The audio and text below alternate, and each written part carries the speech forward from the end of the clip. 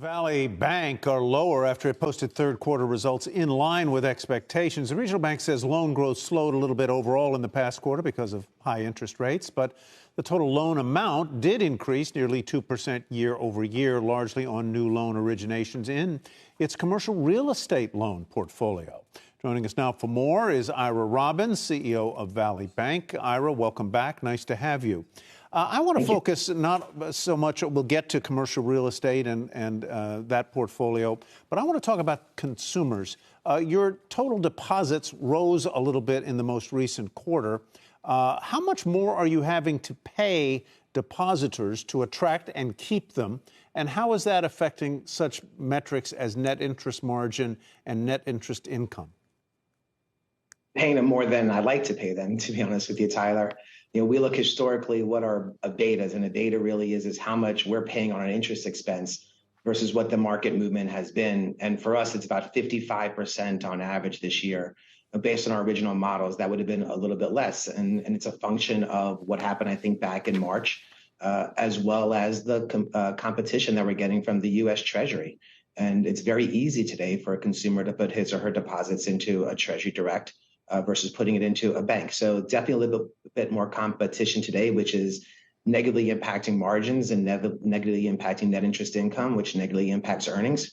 And with that said, I don't anticipate an inverted curve to be here forever, and bank profitability will definitely come back. So if you were to compare this year to last year on a typical deposit account, I don't know what would constitute a typical deposit account. How much more do you have to pay this year? For us, it's almost 250 basis points more on average for our deposit accounts versus what we were paying a year ago. Fascinating. Ira, it's Morgan.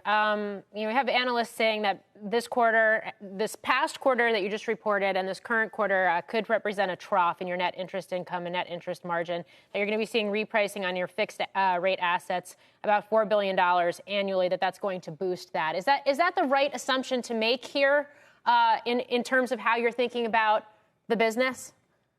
Yeah, I think Valley's always run a very neutral balance sheet. So compared to many of our peers, a lot of banks are either asset sensitive, which means they have a lot of loans that reprice, or they're liability sensitive, which means they have a lot of deposits that reprice.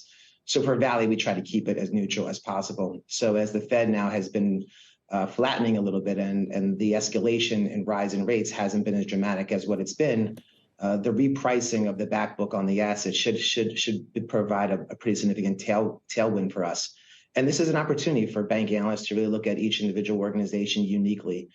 Valley, like many of its peers, are going to have net interest income that's going to expand, but others are going to have net interest income that continues to contract, just based on how they position their individual banks. So then if the Fed were to stay higher for longer, really truly higher for longer, what would that mean for you? How do you position for it? I just love the comment, Morgan, right? Higher for longer, when in reality, it's more normal for longer. I mean, we've really, unfortunately, we're in an interest rate environment where monetary policy was too easy for a very long time. Now we're going to see some significant repercussions for consumers, for commercial real estate, and for a lot of businesses that are uncomfortable operating in these environments. For an organization like Valley, and I would say for the general banking environment, once we get to stability, once we get to a more normalized place, whether it's higher for longer, normal for longer, lower for longer, that stability is what's going to create the profitability for the banks. That's what's going to create the confidence in many of our consumers and our commercial borrowers to go back out and have some of that CapEx. So it's really important that we get some confidence and stability in what the interest rate environment is going to look like.